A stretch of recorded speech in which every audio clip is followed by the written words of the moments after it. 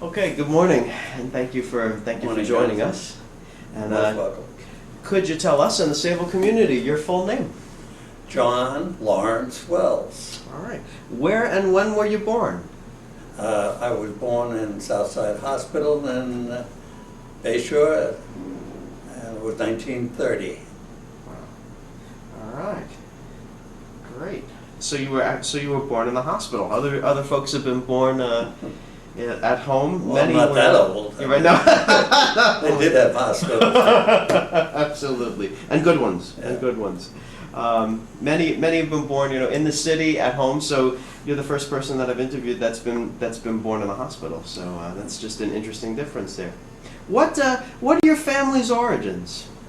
Well, their connection with Sayville, 1850, the first John Wells came to Sayville. Oh wow. So my grandson is now the seventh John Wells to live in Sayville. It's easy, we all have the same name. So where do they as you've traced your genealogy, if you've done that, where would you Well, I can start tell you locating that them? the first John Wells was John Calvin Wells, came here from Interesting. Stony Brook. Okay. Why he came here, I don't know, probably for an opportunity to make a living, and he was connected with the post office, and he and then his son both worked for the post office, and then they started a livery business, and my grandfather then, John Smith Wells, he took over and ran the livery business.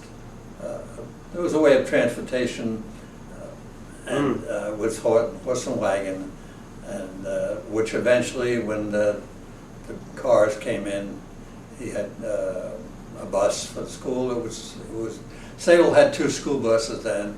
Really? That's all they needed. I used to ride with my grandfather, and we'd pick up something like 9 people or something like that, And bring them into school? yeah, and so in those days we took in Holbrook, Bohemia, Ronkonkoma, Oakdale, all the towns, small towns around us. Right, so it wasn't just Sayville or West Sayville. No, it was really nobody from Sayville got on the bus. Yeah. Of course not. Right, you all were walking. Yeah, they had a walk, like myself, bicycle. I took my bicycle to school every day, all through my whole stay, even through Sayville High School. Really? I went because in those days most families only had one car, and that was for the breadwinner. So people didn't give rides that much unless it was really raining or really snowy. Right. So I'd just ride my bike up to the school and lean it against the fence, and hopefully when I came out it would be there. It would be. And out of all the years, the bike was only missing once. Really? Yeah. So I started to walk home, and I found it uptown leaning against one of the stores there. Somebody wanted to borrow my transportation. Unbelievable. So I said, well, it's here. I only have to walk halfway home now. Do you remember the store that you found it outside of? Yeah, it was out front of Beer's Confectionery. On Main Street? Yeah, on Main Street. I figured, well, I couldn't figure out, we didn't have DNA and everything then, so I just let it go. And hope nobody had a lock on their bike. Come on. Yeah, I can't imagine. And if you'd seen my bike, you'd see why.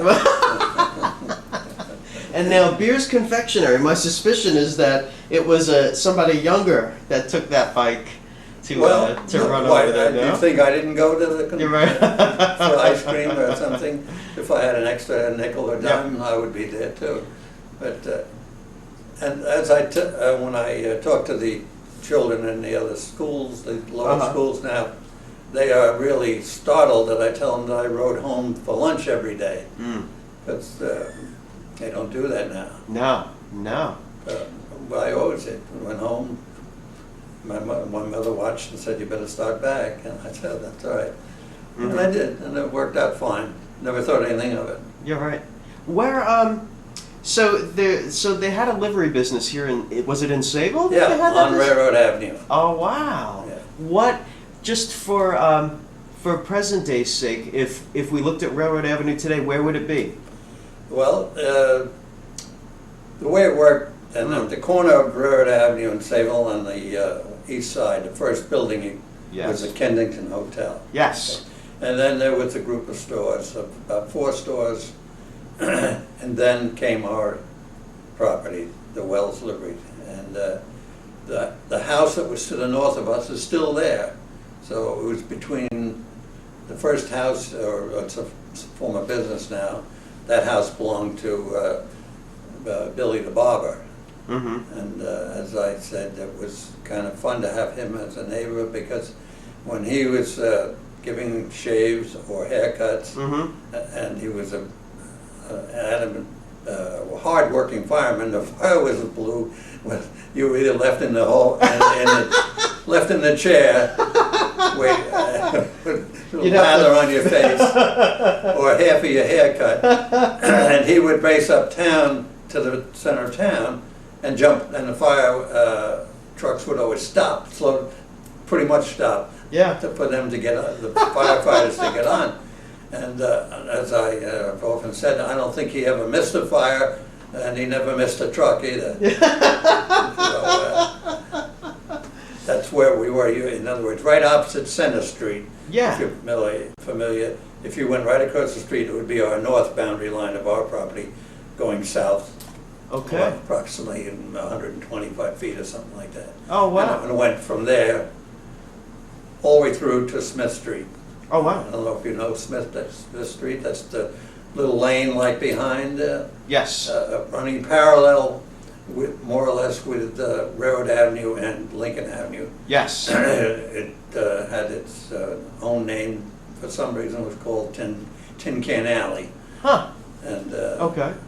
that's about the size of the property. A large building for the horses, and quite a few outbuildings for for later on for cars, but for anything else, storage. And Mm-hmm. I had a little house for my goat. I had a goat. Did you? Named Charlie, yeah. Okay.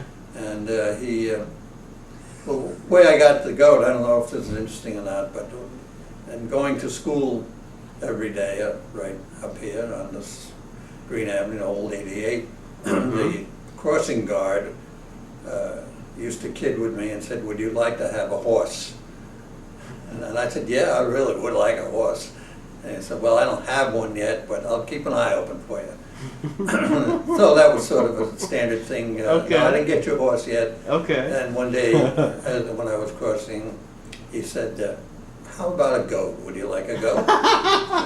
And I said, "Well, I'll check at home and let you know." So I did. And they said, "No, sure. We have plenty of property here. We have little houses that used to have chickens in them, and everything. Sure. He could have his own apartment." Sure. So he had got from someplace. Somebody didn't want this beautiful white goat, Wow. and he was really great. We named him Charlie, Mm-hmm. and we staked him out front of the house on a long chain where he could just reach the sidewalk. And he was, people come by to pat him, and what does he bite? Does he do this? No, he just liked people too. And so that's how I got my goat, and had him for quite a few years. And there's a lot to go with that story about the things that Charlie could do. I don't know if you want to go into that. At one point, if it's not in this interview, at one point I would like to, because I also had a goat growing up. You did? I did. Well, did people always ask you whether they ate tin cans? Is that true? No. He didn't last too long with us. I mean, I had him about I want to say about a year. And it was we had him through the changing of seasons, and then he ate my mother's flower garden. And that was the end of that was it. One of the two had to go, right? And he had a bag problem at night, so he used to make noise at night. And, really? Charlie never did make any kind of noise whatsoever. Yeah, he was a bit of a noisemaker at night, so. It was probably a different kind. Yeah. This was a beautiful, all pure white goat. Wow. And I don't know, I don't know much about goats, but I think they come in all like gray and brown Yeah. even. Yeah. Yeah. Well, you want me to tell you one Charlie Go story? right ahead, please. Well, Charlie was, as you can tell, was loved people, and my father, one of his occupations during hard times, he was an insurance agent. Okay. This was your father, you were saying? My father, yeah. Mm-hmm. So he would go to collect the payments, Right. weekly or monthly or whatever. Okay. And seeing as the Kensington Hotel was right just a few steps down the Sure. Railroad Avenue, he'd take Charlie with him and me. And he would go in the door on the north end of the Kensington Hotel, and it was where the bar room was. Okay. So he would go in and he'd be on his chain, and Charlie, knowing his way around, would walk in with my dad and myself, and he'd go up to the bar and put his two paws up on the paw, and the bartender would say, "What do you have?" That's Charlie. So Charlie, first off, he would finish off the pretzels and potato chips, and even like they used to do in those days, they had hard-boiled eggs on them. Okay. When Charlie got done, he would get down, and the bartender would come from around behind the bar with a water basin full of beer. And put it down. So he had a beer. Put it down on the floor, and Charlie loved beer. So you can imagine if you were a patron there and you saw this goat come in with this little boy holding on to him that ate at the bar and then had a drink, that they probably gave up drinking completely. I think so. I'm not coming back here. So As that's one they of my Charlie stories. As they saw the goat stagger back home. Ah, that's great. That's terrific. So your father was an insurance broker. Insurance, Okay. real estate, Oh, and okay. drove a taxi. Okay. Had his own business. He and his brother, Bill, they took over from their dad, who was the livery business. Right. Okay. I was Only wondering that that. now we're motorized. So they met the trains, and they took calls for people who didn't have a car or Yeah. wanted transportation. Sure. They, it was, of course, it was the most expensive ride you could take in those days was a quarter. Okay. And my grandfather and my father would go to Bayport or to Ronkonkoma or to Oakdale for a quarter. Anything else would be less. Right. Of course, that during World War II, my father made it a point to meet the trains as usual, and anybody coming on home from the service, he would take them any place they wanted for nothing. He never That's charged. great. Mm-hmm. That was a nice thing to do. Yeah, absolutely. Absolutely. I mean, I know that sometimes people are not welcome back from the service nowadays like they should be. Mm-hmm. Yeah, I agree. Yeah. I agree. You know, those are the great stories that you hear that really make our country what it is, Yeah. what it has become. That's true. Truly, Yeah. truly.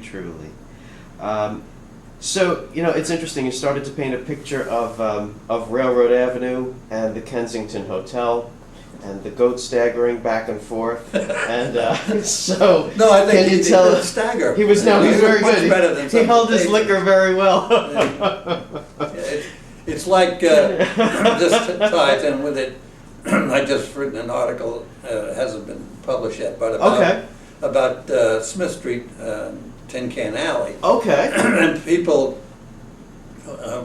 don't seem to really realize, I don't know either, how it got the name Tin Can Alley. Yeah, But I put forth a theory that perhaps it was, as just of my own recollections, that there were a few gentlemen who were out of work during the Depression, and I would find them on Tin Can Alley, either in the bushes or on the side of the road having a few, you know, Right. trying to forget their problems. Right. But then I realized they didn't have tin can beer in cans they only had bottles. Right. So it would be bottle alley, you know, Right. so it's not that.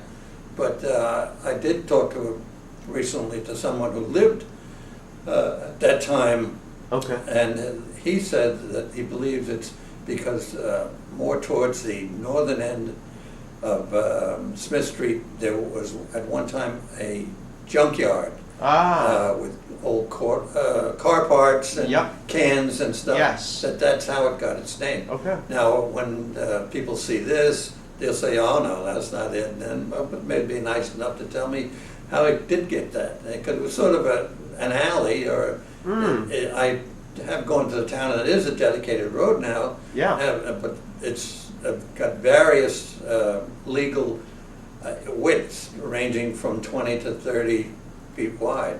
So, Yeah. and then when you look on the official surveys, the road gets smaller and then wider and then smaller, and it's various widths. Yeah. It's not like all the other streets here in Sayville are they're either 49 and a half feet wide.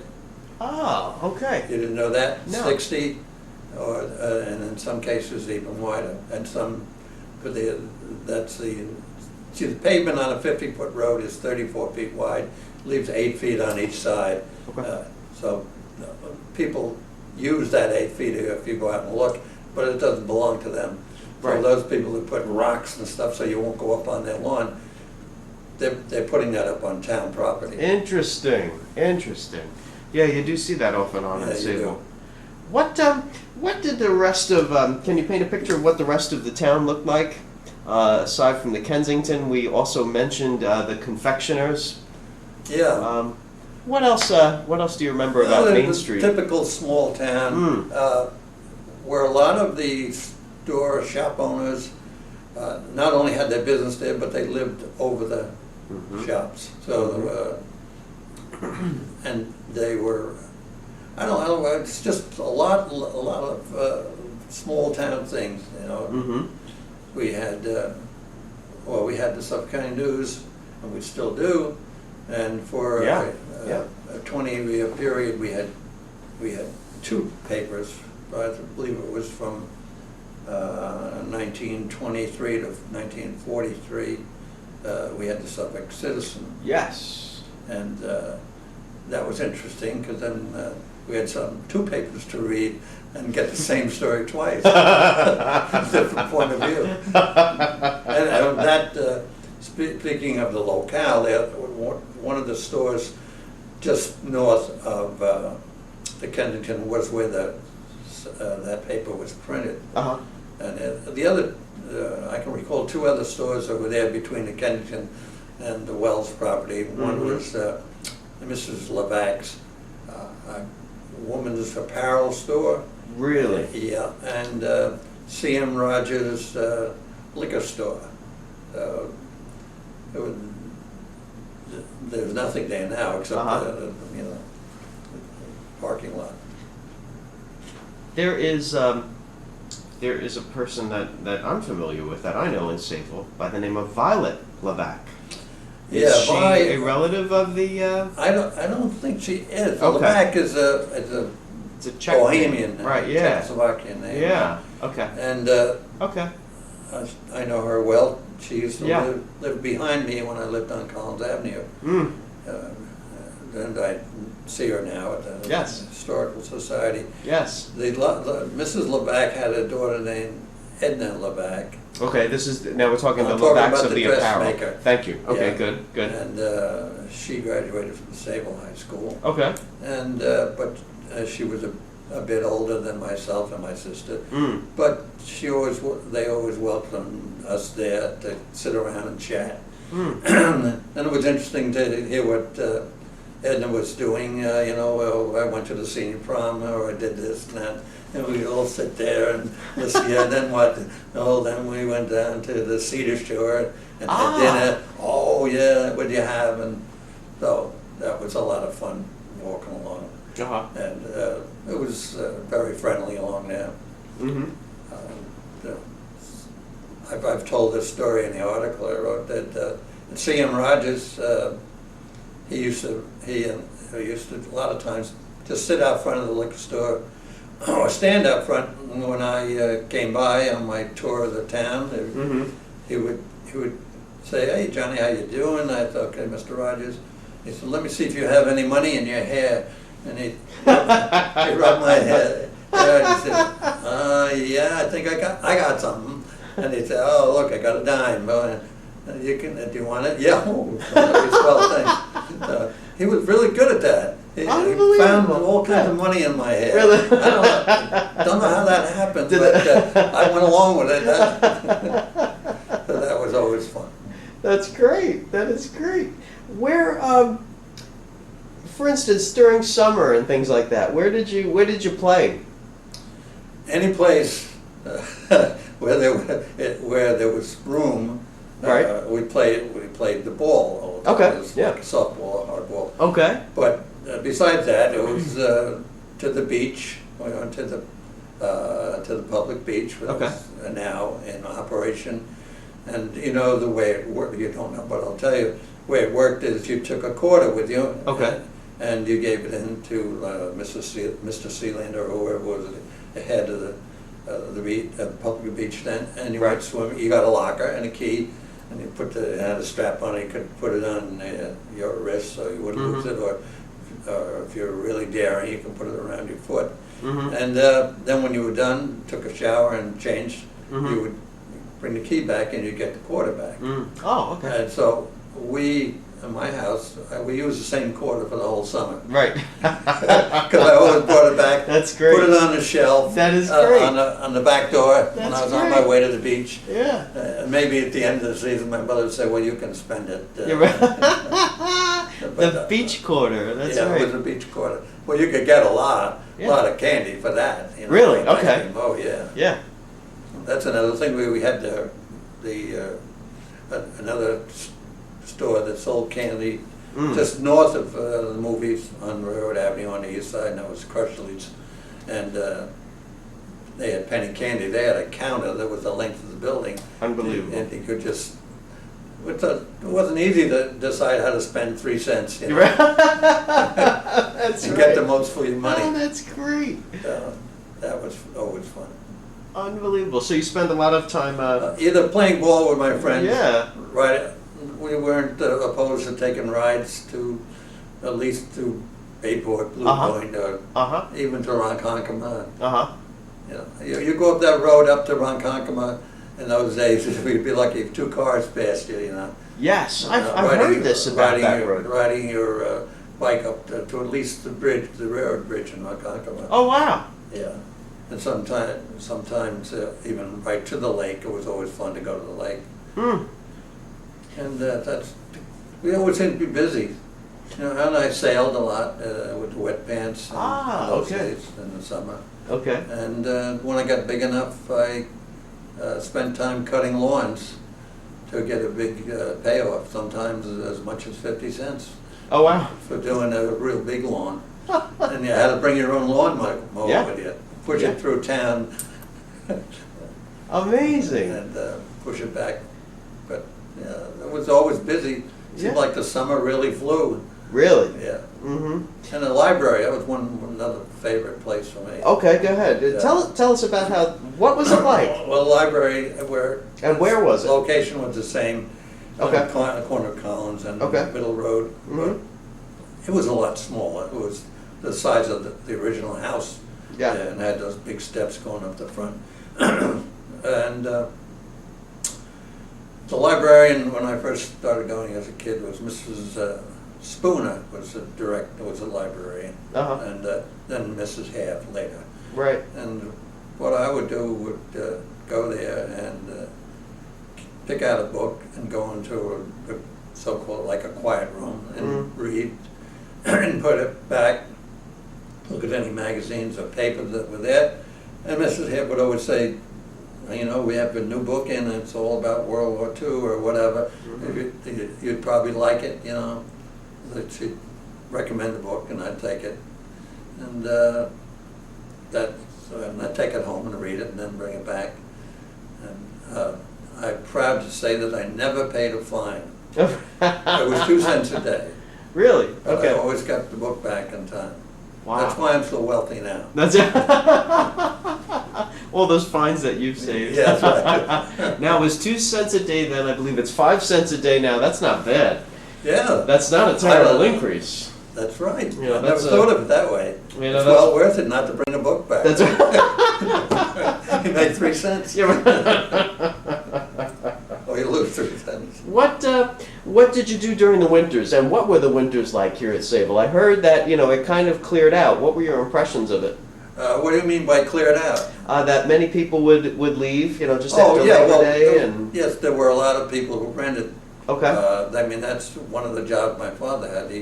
Being that he met all the trains, yeah, he often looked for homes that people could rent, and he had a certain listing, and that was very lucrative because there were so many people came out here. sure, And so when they left, it did leave a little bit of a hole in the town. I bet. Yeah, but that was very interesting because it always gave us opponents to play some kind of sport against, the city people against the local people. If we play a softball game, a football Sure. or something against them. I mean, it was quite a rivalry. That's the public beach against Shoreham. That's very good. Yeah. That's very good. What now?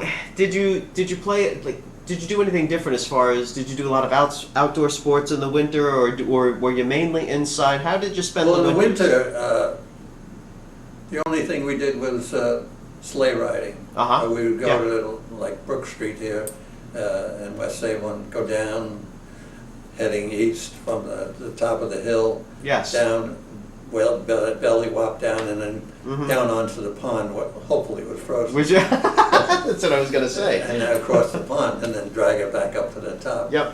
Another thing that sounds crazy now is the people's father or mother, whoever drove the car, used to pull the sled behind them. Behind the car. My father loved to do that. Really? And my sister would sit in the back window looking at me, weaving back and forth, holding on. Yeah. He would go up to like Holbrook or someplace where, Oh, wow. where nobody was around. Sure. So it was perfectly safe. Sure. That's the extent of our winter, Yeah. besides snowball fights and Uh-huh. stuff like that. Uh-huh. And hitting people you shouldn't hit. But we didn't mean any harm. Yeah. No. It's just some people we didn't like. Was now I had heard that MacArthur Airport really did not start up until World War II. Yeah, it was opened up as a base during World War II. Okay. It was just vacant land, but they cleared. Mm-hmm. Remember one, excuse me, remember one story. When they were working on opening up MacArthur Airport, Yeah. and I was still in high school in the late 40s, we had, for some reason, the baseball team, we didn't have a bus to take us to someplace north of Sayville, and so the teachers, the coaches, carried so many people of the team. We only had like 12 people on the team. Okay. And being baseball, there were no cheerleaders. And we were riding home from, I think it was Smithtown. Okay. And we came over, headed south over the wooden bridge there, over the tracks, and that's where Moscow, later called Johnson Avenue, met Lakeland Avenue coming in, right at the base of the bridge. Huh. So we started down the side of the bridge, and I won't use the teacher's name, but he asked, what's the best way to go? Quickest.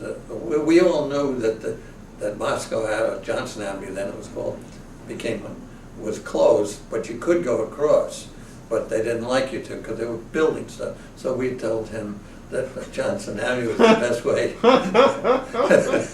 And we went right across the airfield. Oh, did So you? there were people working there, turning and looking, what is this? Who is this? A teacher and about 6 players in the car right across MacArthur. Well, luckily there was no plane coming Right. in. No, nothing coming in. No. Oh, that's great. So So that was the way we played our little jokes on people. I think so. I think so. Can you tell me a bit about the bay itself? Do you recall what it looked like? I recall growing up here, just going down to the public beach in Sayville, and the water was, you really couldn't see your feet down the bottom. What was it? Was it that way when you grew up too, or? Well, as a kid, you don't really take that into account so much. Right. Whether you can see your feet or not. Well, I was always afraid of crabs.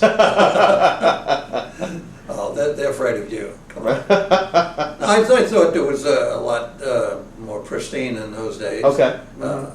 I know that I love to go underwater, and I always swam with my eyes open underwater. Yeah, yeah. But if you did it all day, your eyes were really itchy and Sure. irritated by the time you got home that night. Sure. But I think it was probably much cleaner, less pollutants, and Yeah.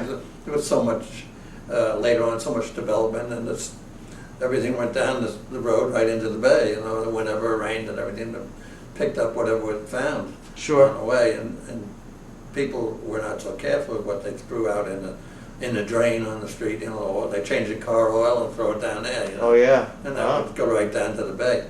Sure. But I thought it was much nicer. Right.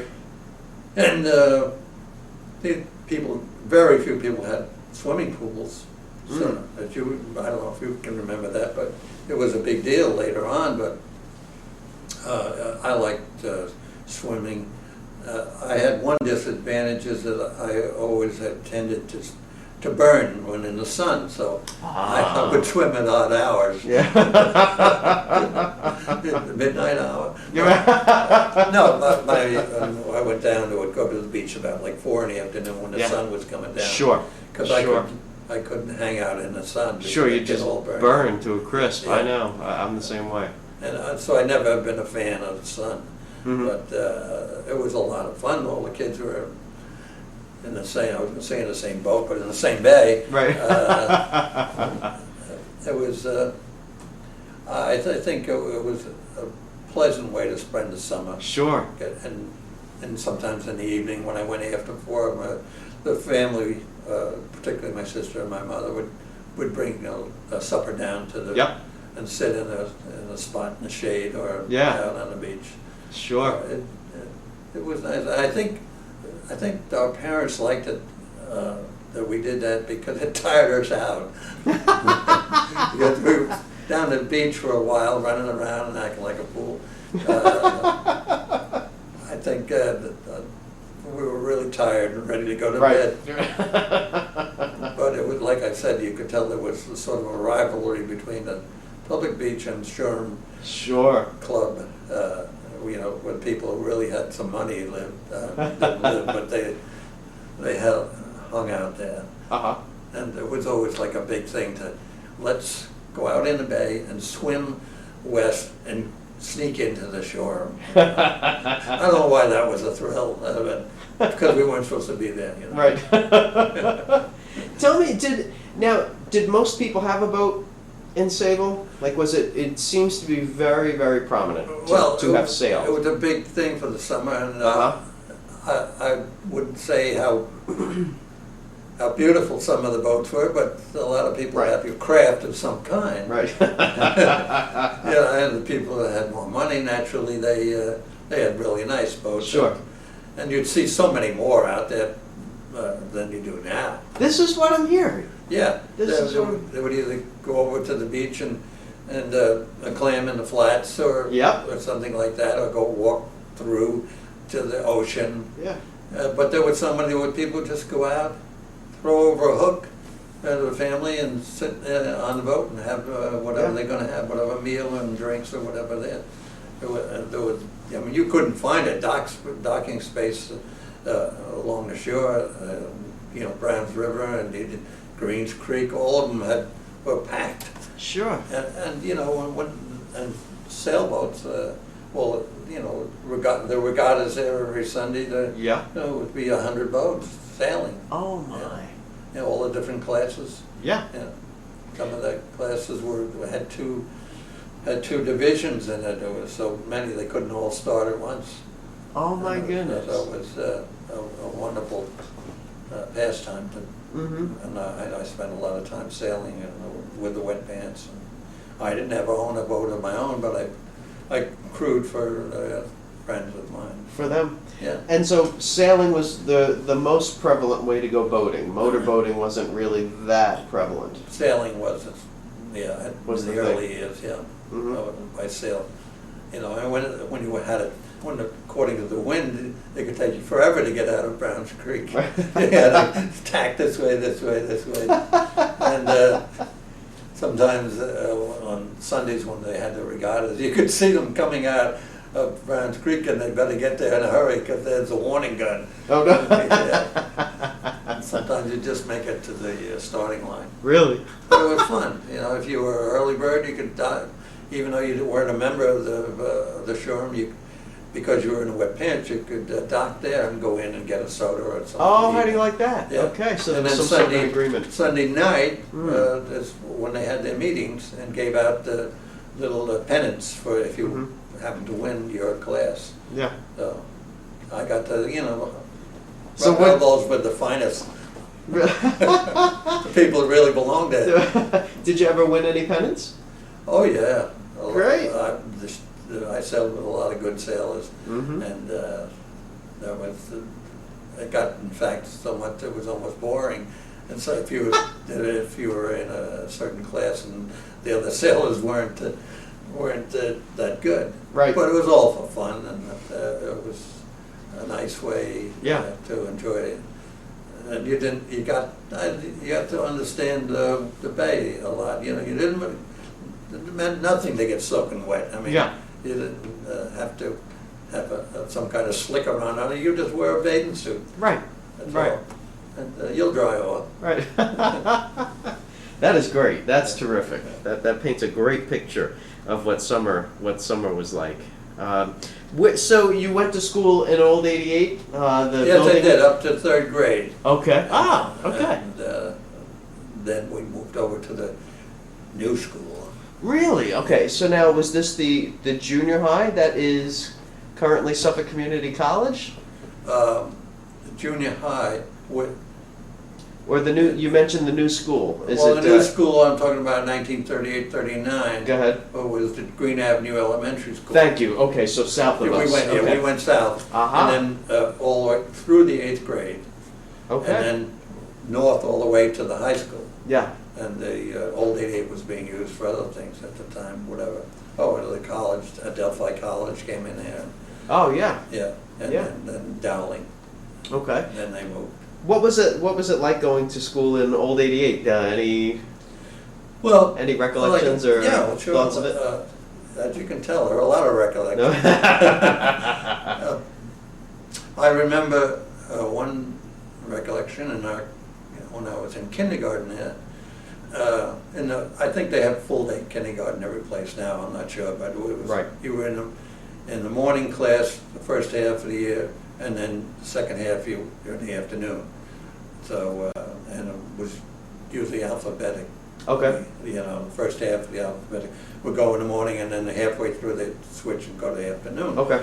But during the winter of my kindergarten year, there was a fire in the tower. Oh. And what happened was they rang the alarm, and we had to get dressed, coats and Mm-hmm. galoshes or Yeah. favorite wood footwear. And what they did was they sent down the 8th grade girls from the home ec class to dress the Really? kindergartners. Really? Yeah, faster, you know. So they all came down the stairs, and Was this while the fire was going on? yeah. Oh my. That's right. Okay. Well, it wasn't that serious, but that Okay. thing could have, really burned down. Absolutely. It was up in the tower, I guess.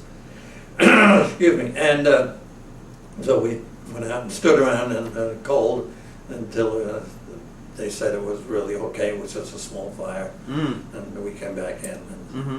that's one recollection. Another thing, and I'm sure others have talked about it, was serving duty looking for the enemy in the tower. Yes, I've heard about this. Plane spotting. Okay. You had to be a certain age, which I wasn't old enough in 1941, 42. I was 11 or 12. Okay. But I did spend time up with adults, with people who were old enough to do it, high school kids. And that was different. Well, luckily, we never spotted a Messerschmitt coming in Never. at 5 o'clock, with Yeah. guns blazing. No, but that was different. And I realized the purpose of it was not so much that they really expected to have some plane fly from Germany or Sure. from Japan to Sayville to bomb them, Right. to get in the spirit of volunteering to do work for Okay. the war Yeah. effort. Yeah. Like so many of the things, we had paper drives, and Huh. each class kept track of how many tons of paper they brought in, so they could say that, Miss Smith, the 4th grade, brought in more paper than anybody else. And So what was that used for? So they brought in paper, and what? yeah, I have no idea. Yeah. No, it was Okay. for the war effort. Okay. There was a shortage, so I guess whatever they do, Right. they So they turned it reused back into pulp and Yes, used okay. it for printing. And then there was the scrap metal Yes. and old tires. Yes. Not so much at the school, but the library did that. Really? No, when it wasn't the library, it was the movies. Uh-huh. We would dump all the stuff across the street at Carl Munkowitz's garage. Yeah. And then you'd get a free entry into the movies. Oh, that's amazing. And That all is- this pile of stuff piled up. We did our duty, but I don't know if that really won the war first. Right. But everybody was conscious Hmm. of, buying savings stamps, or which, if you bought enough of them, turned into war bonds. Yes. A $25 bond cost you $18.75. Mm-hmm. And then when Mhm. if you kept it for 10 years, you got $25. Mm. So that was part of the war effort. And the other part was the adults gave blood, and they had blood drives at the school. Oh, wow. Okay. People, and then they got little they got pins for how many quarts or pints of blood they gave. Some people were very generous. Began to look a little pale after that. But everything to get the feel that we're going to win Yeah. this war. Yeah. And that's what we all felt. And that's why people like myself and my age feel that way. We're going to win this war. Yes. Yes. It wasn't like some people are always protesting against what we do, one way or another. But Mm-hmm. they have the right to do it. Right. What? So did you work as a child? Did I work? Mm-hmm. Just cutting lawns. Right. That's yeah. you had Yeah, said that. Mhm. that's the only thing Mm-hmm. I can remember getting paid for. No, that was it. Mm-hmm. Great. It's funny, you go through that. I didn't work when I was a kid, and I don't work now. But I worked 50 years in between. So tell us a little bit about that. What did you do? What did you do for a living?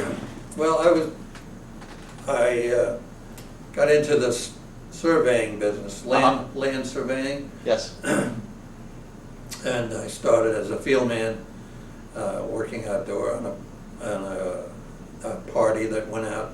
And it's a lot different. It was a lot different, a lot more physical than it is now, because now they do everything by satellites, Yeah.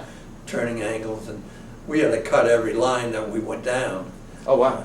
to find what was in the back of the house, and tie the bushes back so we could see through, and that's the way it was. And then after a while, whenever it was inclement weather, or snowing or raining, whatever, we would have to find something to do in the office, because our bosses never sent us home.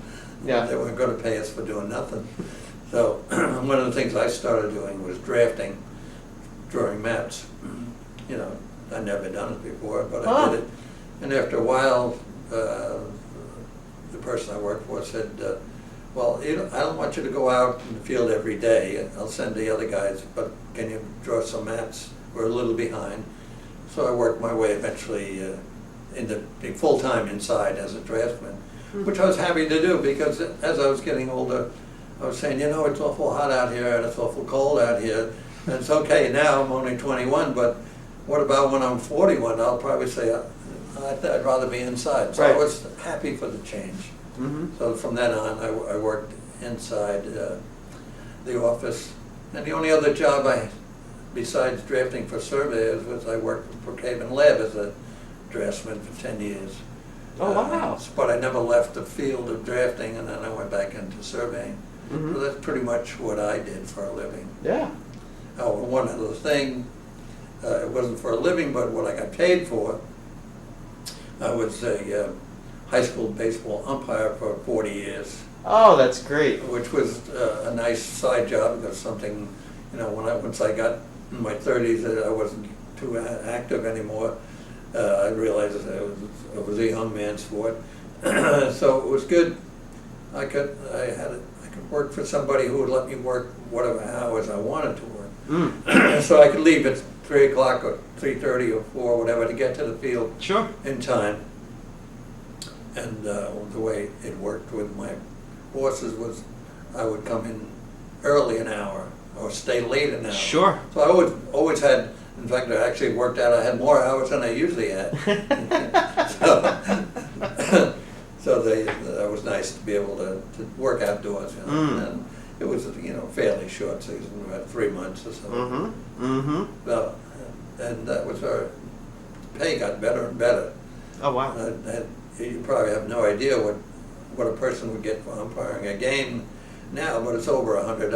Wow. Yeah. I had no idea. Yeah. And baseball for high school, it's a two-man job, so it's a lot to do, a lot to cover. You know, you get used to watching them on television. It was all four, and they can't get it right. Right. You can imagine what it was like with two of us.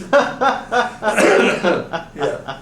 When you work with a steady partner, so it was nice. You know, one guy would drive one day, another guy would drive another day, and we could cover for each other. Well, our favorite thing to do was when there was a problem, if you thought you had made a mistake and the coach was barking at you, you could call timeout and say, well, let me speak to my partner. And I'd call him and I'd say, Bob, I think I really kicked that one. I said, I want you to wave your hands around a little bit and shake your head yes and then no. And that'll take care of it, okay? He'd say, yeah, okay, go like this, and he'd go, no, like that, and then I'd say, okay. I'd run back, and I said, I checked with my partner. He said, you're right. He was off the bag, and I should have called him safe. Of course, the other coach was, then he was mad. Yeah, you can't do that. And, of course, I told him I could do whatever I want. Right, that's right. Oh, that's great. No, that's great. Did you ever go into the service? Yes, I did. In So you did, okay. 1951 through 53. Okay. And I was in the Army and I served in Korea. Oh, wow. And that was an experience. Yeah. Yeah. I mean, I'm not saying it was that serious. It was amusing at times, a pain in the neck another time. Yeah. But that's why I always tell people, I think there's two things a man should do. Go in the Army or go in the service once and get married once. Yeah. Then you know pretty much everything. That's I think that's great. So you spent some time in Korea. Yep. Did you wind up traveling, after that or during that? Have you been to the rest of the Pacific area or Europe? Boy, you're really opening up now. All right. Yes, I've traveled extensively around in the world. Okay. My friend and I been on 60 cruises. Oh, wow. And we average 3 a year. And I've had the opportunity to go every place that I ever wanted to go. And of course, some places I haven't been, but that's only because I don't want to go. Right. I suppose it's not proper to list the countries I don't want to go. That's okay. But we do travel a lot. The funny story with that is that when I was in the Army, I had to go to Korea by ship and come home by ship, because they didn't fly everybody over there then. And I wasn't even out of the Hudson River, and I was seasick. Oh, no. Yeah. Oh, Well, no. listen to the rest of this. And it took 39 days to get to Korea, because we picked up troops every place. South America, the Panama Canal, Oh, no. Hawaii, Japan, and I was sick 39 days. Oh, that's awful. Oh, you never got used to it. That's terrible. So Oh, my when I goodness. came back, and I was still single, I went on a cruise.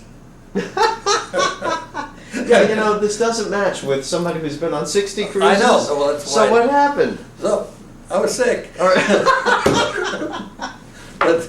but at least the food was better. So I suffered some sort of seasickness. It wasn't violent. For about 10 more years.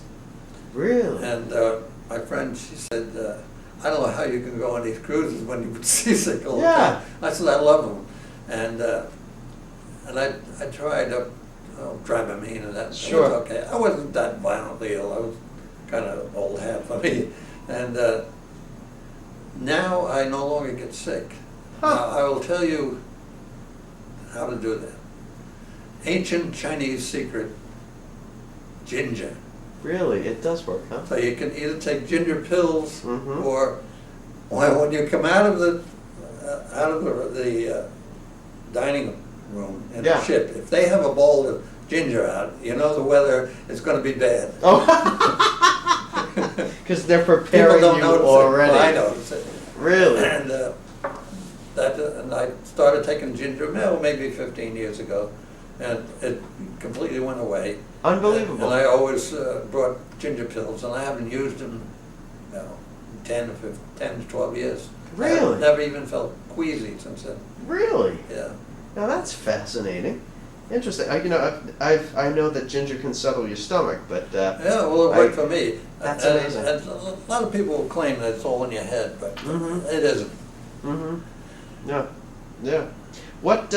So, what out of all of your travels has been your favorite place to visit or your favorite thing to do? Yeah, well,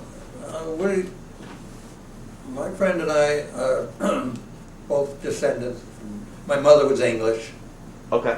came over here in 1924. I met my father and stayed illegally. She came with the family as a baby nurse from England, and didn't go back with them when they left. They rented a house in Sayville from my father, and she stayed here. But so we loved the British Isles the most. We'd been there the most. I still have relatives there. Wow. And now we can actually talk by phone. We used to, when I was young, it was letters back and forth from my mother to her family over there. So we like the British Isles the best. As I always say, they speak the same language. Right. Almost. It's nice and easy. Yeah. So I would say that we're not fond of too much about the islands or something like that. Right. I mean, if you like the beach and you want nice weather, that's ideally. Right. And we are not fans of so-called fun ships. Right. We like less fun. Right. In other words, we're not there to have a wild time. Right. Yeah, Right. we enjoy the company and the food and everything. So that is what we do for vacation. And we're still on at least three a year. That is great. Yeah. That is just terrific. Did you, at one point in your life, did you marry? Yes, I did. You did. Okay. I So how'd you met- meet your wife? Well, I met my ex-wife. Okay. In Sayville. Did you? Yeah, I was a member of the Sayville Musical Workshop. Oh yes. Okay. Okay. And, Yeah. And when I first took part on and off stage, Yeah. I met her. She was also she was a performer, Oh, And wow. that's where I met her. I had quite a long career with the workshop. I was eventually its president. Oh, really? And I served on the board quite Yeah. a few years. And it was a wonderful thing for Sayville. It's a shame it's not still active, but times have changed a lot. So I met her there, and we were married for 10 years. We have 4 boys. Oh, great. And That's great. now she's someplace else. Right.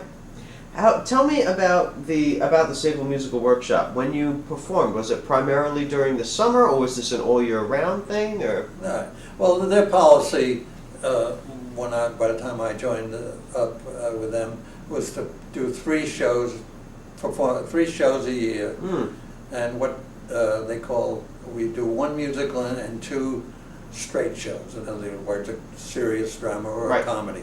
right. It got to change later on in its career because the musicals were so popular. Yeah. You know, everybody wanted to see Oklahoma or Sure. My Fair Lady or whatever. Even a lot of people, even though they've seen them in New York, they were looking forward to see what we could do with it or to it. Right. And so that was what we had. We did we did off times. We did things like in the summer we ran what we called the Little W, and that was like classes for people who wanted to know not only how to act but backstage work. Like say, well, you know, Sure. I'm interested in doing makeup, and we'd run a class on makeup or whatever. Interesting. And then at the end of the summer, we would do a performance, like a 1-act play, say, at a local church or someplace. With utilizing those people who went to school. Sure, that's for nothing. great. I mean, it was no cost or anything. Uh-huh. And so that was what we did also. Plus, we had fundraising events here and there over the years, and card event like bridge or something, and or we'd sell chances on cheer, bottles of cheer or whatever. Because it was quite expensive to. We had a full-time director who Really? paid. Really? Tom Turner was our director. After a few years after it started, we employed him. He moved out here from the city. And who was the director's name? Forgive me. Tom Turner. Okay. And he was very good, and other people can tell you all kinds of stories about the workshop, good and bad. It broke up a few marriages. Oh, did it? Yeah. But then new marriages were made. Yeah, right. I guess mine was an example. So. Oh, really? Oh, wow, that is an interesting and colorful history there to be had at the Sayville Musical Workshop. Very interesting. So tell us a little bit about the places that you've lived in Sayville. Have you always lived in the same home? Have you lived in a few different areas of Sayville? Yeah, yes, I've lived in a few different places because I was brought up during the Depression and times were bad. We rented homes. Okay. And I lived on Collins Avenue, and I lived on Hamilton Street. And during the worst part of the Depression, we moved to my grandfather's livery stable on Brevard Avenue. That's why I have the memories of that, because I was in the 30s, so I lived there. So I've lived in, and then when I was married, I lived on Terry Street and Sayville Boulevard. Bought houses on those streets. So I've lived in quite a few, which it helps me in my business now, which is knowing everybody's business. Right. Because I know I can remember who lived where. And as a land surveyor, I know all the streets and everything like that. In Sayville, Bayport, West Sayville, like that. Yeah. So, do you have a favorite locale? Well, of course, it always seems that living on Brevard Avenue with my grandfather and grandmother was the best because it was accessible to the whole town. Yeah. You know? And now that was during the Depression then? Yes, it was. Interesting. We moved there in 1933. Uh-huh. And stayed there for 8 years or something like that. Wow. Yeah, but that you have a different view when you're a little Yes. fella of what's good and what's bad. But it was great for me. I was right next to the movies, and as I've written in my article, which some people have read, that I had the run of the town. Then being right in the middle of town, that I could. One of the perks was I could go into any store and pick out anything I wanted, and tell them my father will pay you later. And they'd say, "Okay, Johnny." You know. Or I go go across the street into Bohax or someplace, and they would say, "Take a candy out of there," or "Would you want like a slice of bologna?" And they you would slice off a couple and hand them to me, no charge. You know. Unbelievable. Yeah, same with the bakery stores and all that stuff. But just the way it was. If they knew you and knew your father, and he was in the town all the time. He only worked in Sayville. Sure. He didn't get on a train and commute to New York or anything like that. He was visible. Had a business here. Mm-hmm. Yeah. Mm-hmm. So that was sort of nice. That's great. Yeah. What any memories of some of the bakeries? I heard there were two. Were there two bakeries? Two. Fritchie's and Fritchie's and Juan's. Yes. At that early stages, Fritchie's was on the South Road, and later on they moved up to where they are now. And Juan's, what's now closed, was across the street on the north side. Okay. Of Main Street. And it was always I think a friendly competition, and was people there? who thought one bakery was better than the other bakery, you know.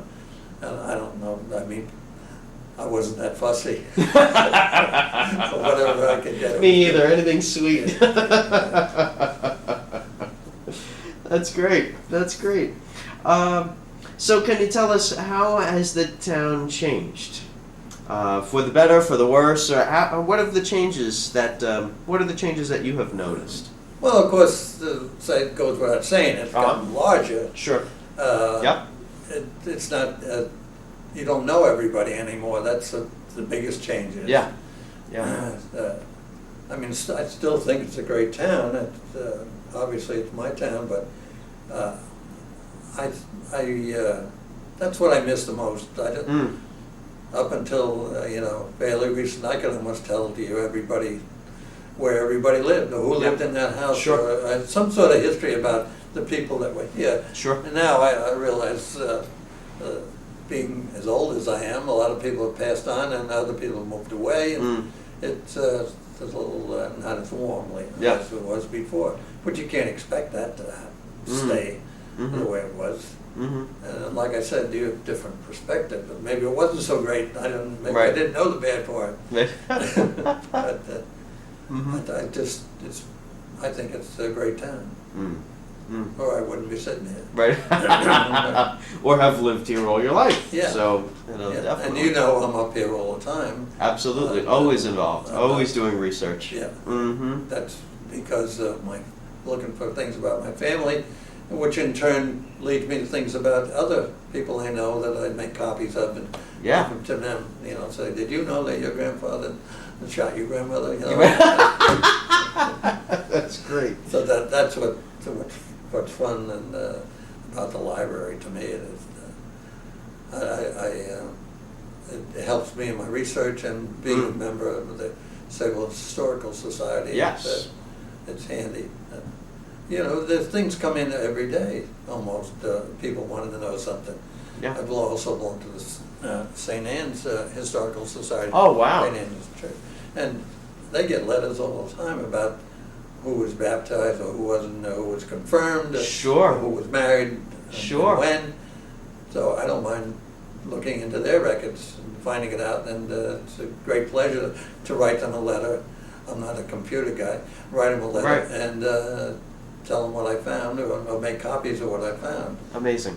And that's a lot of fun. Yeah, absolutely. So between Sayville Historical Society and then the St. Anne's Historical Society, you're involved in a whole lot. I mean, the vast majority of Sayville's history. Yeah, We've well, got I access like to I all of said, it. Yeah. I think I'll have to go back to work so I can take it easy. Right. Because I have something, almost every day on my calendar. Amazing. Yeah. And that's the way it should be when I- you're retired. If you're going to sit around and just watch TV, that's up to you. But Yep, that's right. But I don't know what day it is. Right. I don't have to look at my. yeah, you got to look my at your book and calendar. say, oh, it's Tuesday, and I had played bridge. That's another thing too. I spend a lot of time playing bridge. I'm a bridge director, and I run a game Oh, great. in Blue Point for Brookhaven Town. Oh, terrific. Henrietta Aqua. Yes, the Aquaphora Center. You know that little Yes. building? Yeah. Yes, Well, that's, right next to King Cullen. Yes, right. A lot of people don't notice that building because when I try to explain it, Where is it? Right. Yeah, well, I didn't ever notice there was anything there. Mm-hmm. And then I serve on the cabinet for the sick. I'm an officer there too. Oh, excellent. Mm-hmm. And that's another thing I really enjoy because it's a chance to do something for people. And at a time it's tough for some That's people. To how go, true. How true. The people just out of the hospital or Yep. whatever. And seeing as I just had my hip replaced, I can really You can relate. Wow. relate to it, yeah. Wow. Yeah. Wow. Well, it seems like it went very, very well. You're, Oh, you're you've doing seen me great. running around, That's eh? it. I have. I have. I'm glad to say it did go very well. Good. Good. Good. I didn't lose much of a beat. I went in the hospital, and 4 weeks later, I was on a plane to Ireland. That's wonderful. Yeah. That's terrific. I had to take some equipment with me to Sure. try to get around, like a cane. I switched to the cane the day I left on the plane. I went from a walker to a cane that day. Amazing. Yeah, And you went and traveled. yeah. That is terrific. That's wonderful. Yeah. Great.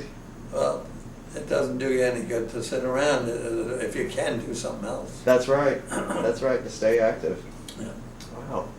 Well, thank you very much. Well, I'm sure I bored you to death. No, I don't think you did at all. Do you have anything else that you wanted to add? Anything that you? No, I enjoyed the questions you had for me. That's good. It gives you something to work with, Right, right. This has been tremendously helpful, and it's been Well, great. I enjoyed great watching to the hear your last stories. one you did, and Good. with the other people there, and I know most of all of them. Yeah, sure. And Sure. I agree with what they Right. said on everything, and their recollections were terrific. Yeah, it's been great. Well, I enjoyed doing it. Thank you. Thank Okay, you. Jonathan.